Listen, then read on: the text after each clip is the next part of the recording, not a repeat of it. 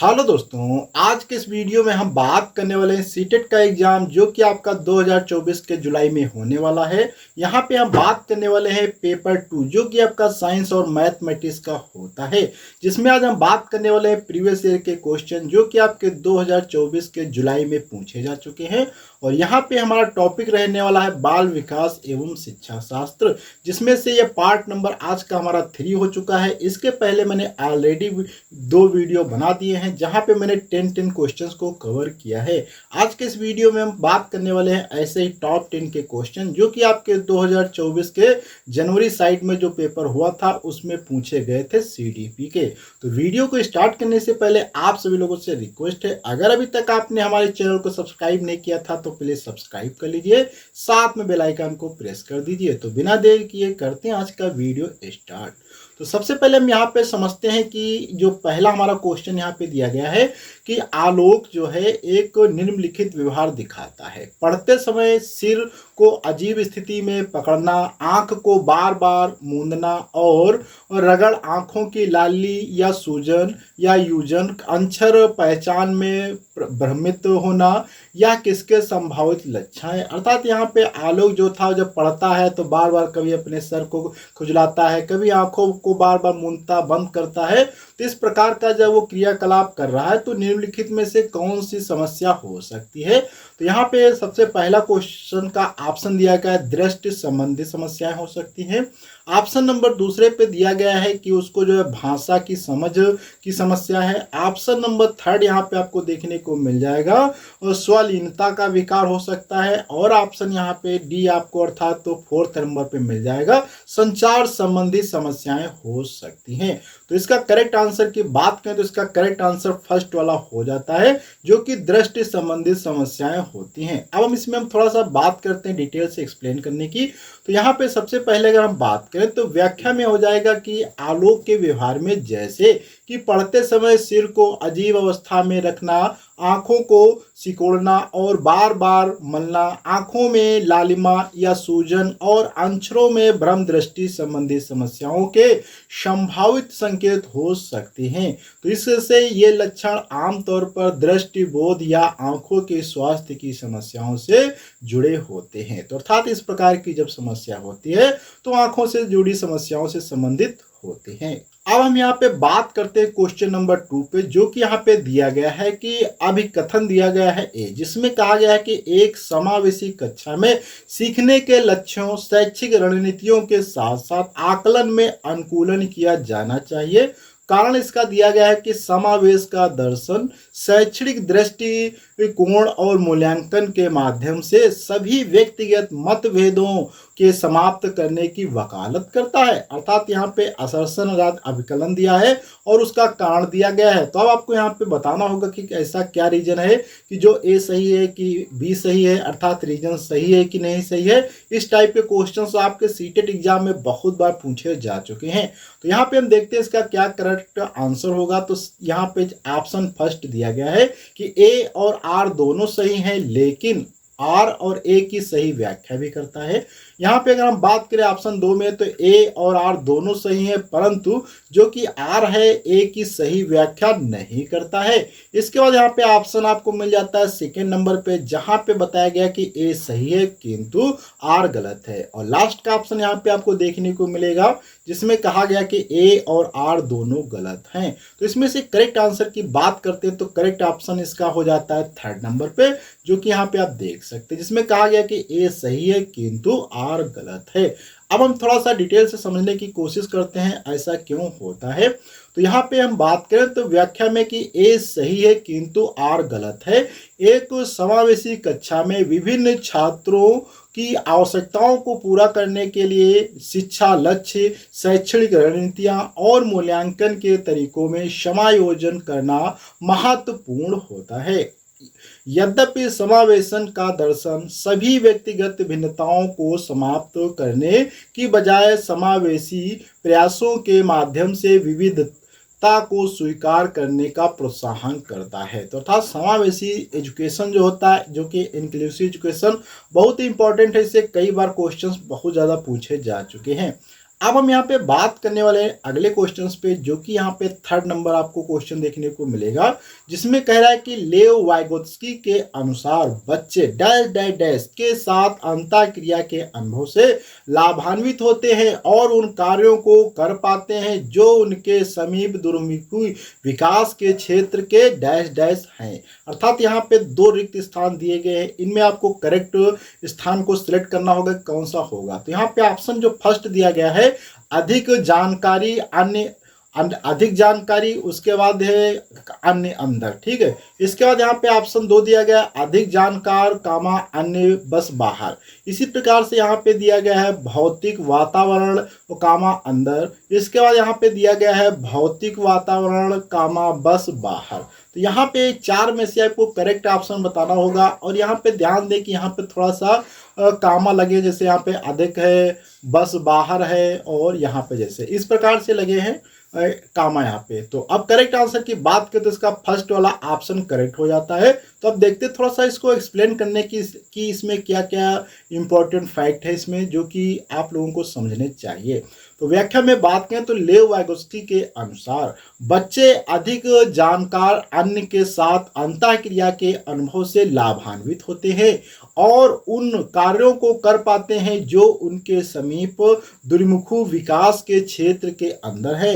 ये ज्ञानी अन्य शिक्षक, माता पिता या सह शिक्षित हो सकते हैं जो किसी विशेष क्षेत्र में अधिक ज्ञान या कौशल रखते हैं। कहने का मतलब ये है कि जब लेव वाइगोत्स्की ने बताया कि जब एक विद्यार्थी दूसरों के साथ में बैठता है तो अधिक ज्ञान प्राप्त कर सकता है, और ये बहुत सारे ऐसे लोग हो सकते हैं, माता पिता या शिक्षक, जिनसे वो ज्ञान प्राप्त करते हैं।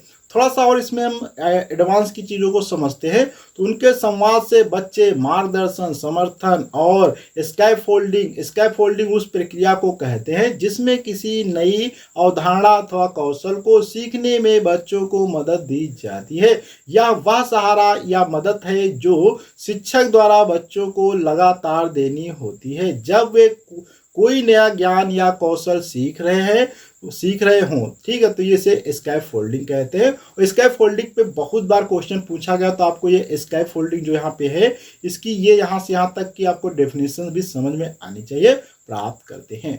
अब इसके बाद है जो उन्हें उनके शैक्षिक विकास को आगे बढ़ाने में मदद करता है या संवाद, ज्ञान और कौशल का आंतरिकीकरण संभव बनाता है जो मानसिक विकास और उन्नति को बढ़ावा देता है। अब हम यहाँ पे बात करने वाले हैं क्वेश्चन जो कि 4th नंबर पे दिया गया है। एक शिक्षिका ने नोटिस किया कि उसका एक छात्र अत्यधिक विचलित है और उसे कक्षा के दौरान ध्यान देने में परेशानी होती है। तो निम्नलिखित में से कौन सी रणनीति छात्रों को केंद्रित रहने में मदद करने के लिए एक रणनीति होगी। अर्थात एक शिक्षिका है जो क्लास में पढ़ाती है, तो देखती है कि एक विद्यार्थी है वो अत्यधिक विचलित होता है, तो क्यों विचलित होता है उस पर उसने कोई ऐसी रणनीति बनाई है जिससे वो विचलित ना हो।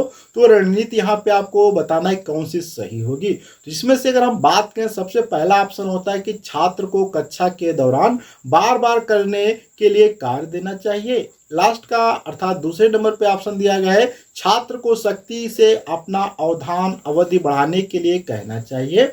या इसके बाद ऑप्शन थर्ड दिया गया है स्वनियम और स्व प्रबंधन के लिए छात्र को टाइमर देना चाहिए। या यहाँ पे ऑप्शन दिया गया है आपको, जो कि लास्ट का ऑप्शन दिया गया है, माता पिता को बुलाकर छात्र के खिलाफ सख्त अनुशासनात्मक। तो ये तो हो ही नहीं सकता है। तो यहाँ पे करेक्ट आंसर की अगर हम बात करें तो थर्ड नंबर जो कि स्वनियमन और समय प्रबंधन के लिए छात्र को टाइमर देना चाहिए। ये बहुत ही अच्छा इसका करेक्ट आंसर है। अब हम इसको थोड़ा सा डिटेल से समझने की कोशिश करते हैं।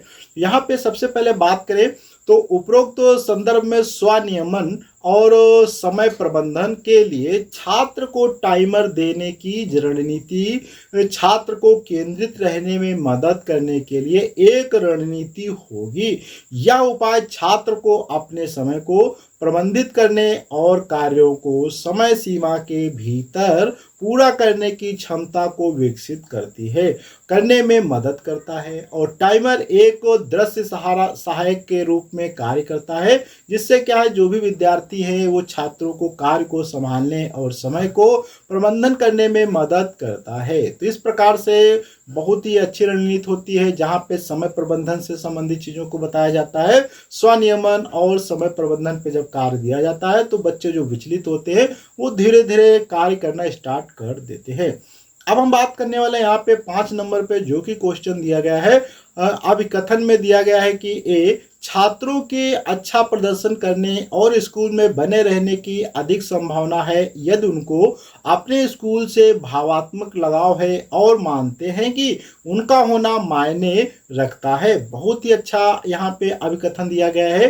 कारण पे थोड़ा सा बात करते हैं। तो भावनाएं सीखने में महत्वपूर्ण भूमिका निभाती हैं। कूट इसके दिए गए हैं 4 ऑप्शन आपको बताने हैं, जिसमें से सबसे पहला ऑप्शन दिया गया है कि ए और आर दोनों क्या है, सही है और आर ए की सही व्याख्या करता है। ऑप्शन दूसरा आपको दिया गया है कि ए और आर दोनों सही हैं परंतु आर जो है ए की सही व्याख्या नहीं करता है। ऑप्शन थर्ड आपको यहाँ पे देखने को मिलता है ए सही है किंतु आर गलत है। ऑप्शन लास्ट का आपको देखने को मिलेगा ए और आर दोनों गलत है। तो यहाँ पे आपको करेक्ट ऑप्शन बताना था, तो इसमें से करेक्ट ऑप्शन हो जाता है फर्स्ट, अर्थात ए और आर दोनों सही हैं और जिसमें से आर जो कि इसका रीजन है अर्थात कारण है वो भी बिल्कुल सही है, तो ऑप्शन फर्स्ट हो जाता है। अब हम यहाँ पे थोड़ा सा बात करते हैं इसको डिटेल से समझने की। तो यहाँ पे ए और आर दोनों सही हैं तथा आर ए की सही व्याख्या करता है, क्योंकि छात्रों का भावात्मक संबंध और उनका महत्व मानना जैसे शैक्षिक सफलता और स्कूल में बने रहने में मदद करता है। भावनाएं शिक्षा प्रक्रिया में महत्वपूर्ण भूमिका निभाती हैं, जिस प्रकार से या जिससे प्रेरणा, संज्ञानात्मक प्रक्रियाएं और कुल मिलाकर शैक्षिक परिणामों को समर्थन मिलता है। यथार्थ ये बहुत ही इंपॉर्टेंट क्वेश्चन था, जिससे आपको बहुत सारे कॉन्सेप्ट भी क्लियर होते जाएंगे। अब हम यहाँ पे बात करते हैं, जो कि क्वेश्चन नंबर यहाँ पे 6 आपको देखने को मिलेगा। निम्नलिखित में से कौन सा संरचनावादी अधिगम सिद्धांत का मूल सिद्धांत है? ऑप्शन यहाँ पे दिया गया है शिक्षकों के छात्रों को प्रत्यक्ष निर्देश और स्वस्पष्ट मार्गदर्शन प्रदान करना चाहिए। इसके बाद ऑप्शन यहाँ पे दिया गया है सेकंड, अधिगम तब होता है जब छात्रों को शिक्षकों से सही उत्तर और प्रतिपुष्टि मिलती है। इसके बाद हम बात करते हैं थर्ड नंबर पे, छात्र अपने पर्यावरण के साथ सक्रिय संलग्नता के माध्यम से अपने ज्ञान का निर्माण करते हैं। और लास्ट का ऑप्शन यहाँ पे आपको देखने को मिल जाएगा, अधिगम मुख्य रूप से एक निष्क्रिय प्रक्रिया है जिसमें सूचना प्राप्त करना और याद रखना शामिल है। तो इस प्रकार से ये हो जाता है, जिसका करेक्ट आंसर आपको देखने को मिलेगा थर्ड नंबर पे, जिसमें कहा गया है कि छात्र अपने पर्यावरण के साथ में सक्रिय संलग्नता के माध्यम से अपने ज्ञान का निर्माण करते हैं। अब हम थोड़ा सा समझते हैं इसको डिटेल से। तो यहाँ पे आप देखेंगे व्याख्या में दिया गया है, आपको हम फिर से दिखा देते हैं। यहाँ पे कहा गया है कि संरचनावादी अर्थात क्या है, संरचनावादी अधिगम जो है सिद्धांत का मूल सिद्धांत यह है कि छात्र अपने पर्यावरण के साथ सक्रिय संलग्नता के माध्यम से अपने ज्ञान का निर्माण करते हैं। संरचनावादी सिद्धांत में शिक्षार्थी को शिक्षा प्रक्रिया के सक्रिय सहभागी के रूप में देखा जाता है, जो अन्वेषण और अंतःक्रिया के माध्यम से अपनी समझ बनाता है। यह निष्क्रिय शिक्षा मॉडल के खिलाफ है और अर्थपूर्ण ज्ञान निर्माण और स्मृति के लिए हाथों के अनुभव और महत्वपूर्ण सोच का समर्थन करता है। बहुत ही क्वेश्चन अच्छा था, जिसका डिटेल से एक्सप्लेनेशन भी हमने यहाँ पे समझ लिया। अब हम यहाँ पे बात करते हैं नेक्स्ट क्वेश्चन पे, जो कि 7 नंबर पे दिया गया है। यहाँ पे अभिकथन दिया गया है ए, जिसमें कहा गया कि एक बच्चा किसी कार्य को करने में जितना कम सक्षम होता है, शिक्षक को उतने ही अधिक संकेत व इशारे देने चाहिए और जैसे जैसे बच्चा अधिक से अधिक कर सकता है, शिक्षक को कम से कम मदद करनी चाहिए। बहुत अच्छा यहाँ पे अभिकथन दिया गया है। कारण इसका दिया गया है कि बुद्धि को बुद्धि लब्धि गणना करके सटीक रूप से नहीं भाषा या सही रूप से नहीं मापा जा सकता है। तो यहाँ पे अब हम ऑप्शन पे बात करते हैं। जो फर्स्ट ऑप्शन दिया गया है ए और आर दोनों सही हैं, लेकिन ए जो है कि आर सही व्याख्या करता है, ये भी बात सही है। लगभग ऑप्शन सेकंड दिया गया है ए और आर दोनों सही है, परंतु ए की जो है आर सही व्याख्या नहीं करता है। ए सही है किंतु आर गलत है, या यहाँ पे ए और आर दोनों गलत है। ये इस प्रकार के क्वेश्चन बहुत पूछे जाते हैं। तो यहाँ पे करेक्ट आंसर हो जाता है ए और आर दोनों सही है, परंतु जो आर है वो ए की सही से व्याख्या नहीं करता है, क्योंकि यहाँ पे आप भी देख भी सकते हैं कि बुद्धि लब्धि का संबंध फर्स्ट वाले क्वेश्चन से ज्यादा मैच नहीं करता है, इसलिए संबंध नहीं है। तो इसलिए ऑप्शन यहाँ पे सेकंड करेक्ट हो जाता है। इसका थोड़ा सा डिटेल से एक्सप्लेनेशन पे अगर हम बात करें तो ए और आर दोनों सही हैं, परंतु आर जो है ए की सही व्याख्या नहीं करता है। एक बच्चा किसी कार्य को करने में जितना कम सक्षम होता है, शिक्षकों को उतने ही अधिक संकेत व इशारे देने चाहिए, और जैसे जैसे बच्चा अधिक से अधिक कर सकता है, शिक्षक को कम से कम मदद करनी चाहिए। बिल्कुल सही बात है। थोड़ा सा और एडवांस में समझ लेते हैं तो यह शिक्षा में स्कैफोल्डिंग के सिद्धांत को प्रतिबिंबित करता है, और जो एक बच्चे की क्षमता के आधार पर शिक्षक मार्गदर्शन को समायोजित करता है। बुद्धि को बुद्धि लब्धि की गणना कर सटीक रूप से नहीं मापा जा सकता है, क्योंकि बुद्धिमत्ता बुद्ध बहुपक्षी है और इसे पूरी तरह से आईक्यू जैसे एक मापन से मापा नहीं जा सकता है। इस प्रकार ए और आर दोनों सही है, परंतु आर जो है ए की सही व्याख्या नहीं करता है, क्योंकि स्कैफोल्डिंग मुख्यतः शिक्षार्थी के सीखने की क्षमता के अनुसार सहयोग प्रदान करने से संबंधित है। तो यहाँ पे आपने देखा स्कैफोल्डिंग क्या है, स्कैफोल्डिंग और बुद्धि लब्धि से क्या संबंध है, इस पे बहुत टाइप से अलग अलग क्वेश्चन पूछ सकता है। तो हमने इसको डिटेल से समझ लिया। अब हम यहाँ पे नेक्स्ट क्वेश्चन पे बात करते हैं, जो कि 8 नंबर क्वेश्चन दिया गया है, जिसमें कहा गया है कि निम्नलिखित में से कौन सी सामाजिकरण की प्रक्रिया की विशेषता है। ऑप्शन यहाँ पे 4 दिए गए हैं। ए एक रेखीय प्रक्रिया है, बी एक जटिल प्रक्रिया है, सी ऑप्शन में आपको दिया गया है कि यह एक बहुआयामी प्रक्रिया है, और डी ऑप्शन दिया गया यह विभिन्न संस्कृतियों में विशिष्ट रूप से होती है। जिसके कूट में ऑप्शन यहाँ पे आपको दिए गए हैं। फर्स्ट ऑप्शन दिया गया है ए और बी, सेकेंड ऑप्शन दिया गया है बी और सी, ऑप्शन सी दिया गया है यहाँ पर था तो तीसरे नंबर पे बी सी और डी, लास्ट का ऑप्शन चौथे नंबर पे दिया गया है, जिसमें कहा गया है ए बी और सी और डी। तो यहाँ पे करेक्ट ऑप्शन भी इसका चारों हो जाते हैं, क्योंकि यहाँ पे चारों ऑप्शन सही दिए गए। अब थोड़ा सा इसको हम डिटेल से समझने की कोशिश करते हैं। तो यहाँ पे सामाजिकरण की प्रक्रिया की विशेषताओं के संदर्भ में कथन बी सी और डी सही है। सामाजिकरण जीवन भर चलने वाली गतिशील प्रक्रिया है। यह संभाविक रूप से जटिल है, क्योंकि व्यक्तियों को विभिन्न सामाजिक संदर्भों में चलना पड़ता है और सांस्कृतिक मापनों को सीखना पड़ता है और सांस्कृतिक मानकों को सीखना पड़ता है। ऑप्शन यहाँ पे थोड़ा सा और डिटेल में समझ लेते हैं। तो सामाजिकरण बहुपक्षी या बहुपक्षी भी है, या विकास के संज्ञानात्मक भावात्मक एवं व्यवहारिक पहलुओं से संबंधित है। भिन्न भिन्न सांस्कृतिक परिस्थितियों में व्यक्तियों में भिन्न भिन्न धारणाओं एवं प्रथाओं के अनुरूप धारणाओं एवं प्रथाओं के अनुरूप मूल्यों का विकास होना सामाजिकरण के बहुपक्षीय प्रकृति को सटीकता से चित्रित करते हैं। बहुत ही अच्छा क्वेश्चन था। अब हम बात करने वाले हैं यहाँ पे क्वेश्चन नंबर, जो कि आपको देखने को मिलेगा 9 नंबर पे, जिसमें कहा गया है अभिकथन ए वह कोई उद्देश्यात्मक निश्चित क्षण नहीं होता है जब कोई बच्चा मध्य बाल्यावस्था या किशोरावस्था में प्रवेश करता है। कारण इसका दिया गया है कि विकास प्रकृति में निरंतर होता रहता है। कूट इसके दिए गए हैं, आपको 4 देखने को मिलेंगे, जिसमें कहा गया ए और आर दोनों सही है, परंतु आर ए की सही व्याख्या भी करता है। ऑप्शन यहाँ पे सेकंड दिया गया ए और आर दोनों सही है, परंतु आर जो ए की सही व्याख्या नहीं करता है। ऑप्शन यहाँ पे आपको 3rd नंबर पे मिलेगा ए सही है किंतु आर गलत है, और ऑप्शन 4th में मिलेगा ए और आर दोनों गलत हैं। तो करेक्ट आंसर इसका फर्स्ट हो जाता है ए और आर दोनों सही है, तथा आर जो ए की सही व्याख्या नहीं करता है। क्यों नहीं करता, इसको हम डिटेल से थोड़ा सा समझने की कोशिश करते हैं। तो यहाँ पे आपको देखने को मिलेगा कि ए और आर दोनों सही हैं, बहुत सही बात, तथा आर ए की सही व्याख्या नहीं करता है। वह कोई उद्देश्यात्मक निश्चित क्षण नहीं होता जब कोई बच्चा मध्य बाल्यावस्था या किशोरावस्था में प्रवेश करता सकता है, क्योंकि बच्चे का बयान सामान्यतः व्यक्ति पर होता है और कोई स्पष्ट विश्व स्तरीय सहमत नहीं होता है। विकास एक सतत प्रक्रिया है जिसमें स्पष्ट सीमाएं नहीं होती हैं। बच्चे के विकास में वास्तविक सीमाओं की अभाविता विकास की सतत प्रकृति के साथ मेल खाती है। बहुत ही अच्छा क्वेश्चन था। अब हम आज के लिए होमवर्क के लिए क्वेश्चन देते हैं, जो कि 10 नंबर पे क्वेश्चन दिया गया है। क्वेश्चन को आप पढ़ सकते हैं कि एक प्रारंभिक विद्यालय का शिक्षक छात्र के शैक्षणिक आत्म संप्रत्यय के विकास को दृढ़ता से प्रभावित करता है, जिसके ऑप्शन यहाँ पे आपको 4 देखने को मिल जाएंगे।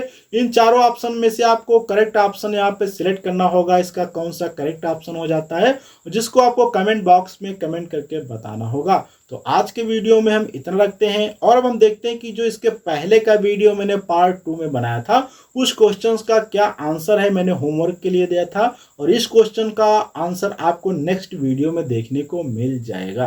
तो यहाँ पे ये क्वेश्चन देख सकते हैं, जिस क्वेश्चन को मैंने जब वीडियो का पार्ट नंबर 2 बनाया था सीडीपी का, उसमें मैंने इस क्वेश्चन को होमवर्क के लिए दिया था, जिसमें से इस क्वेश्चन को मैंने बताया था कि आपको कमेंट बॉक्स में इसका करेक्ट ऑप्शन बताना होगा।